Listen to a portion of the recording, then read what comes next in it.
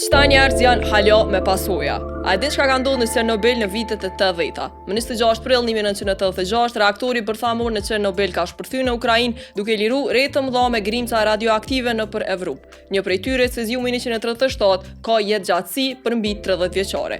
Kjo do të thotë që edhe sot, pas pothuajse 40 vitësh, gjysma e asaj lënde është ende aktive. Një studim i botuar në vitin 2025 nga Journal of Neurosurgery Case Lessons tregon diçka të rënditse. Një nën dhe vajza e saj nga Kievi që kanë jetuar vetëm 100 kilometra larg Çernobilit kanë zhvilluar tumore të trurit dekada pas shpërthimit. Nëna kishte një meningiom, tumor që lidhet shpesh me ekspozimin ndaj rrezatimit, ndërsa vajza kishte një karcinom sinonazale, i cili është një tumor shumë i rrallë dhe agresiv. Ajo që i habiti shkencëtarët ishte koha e vonesës, e cila quhet periudha e latencës, që mundet me zgjat 20 deri 30 vjet. Pra, ndërsa jeta po vazhdonte normalisht, dëmi po zhvillohej ngadalë brenda trupit të tyre.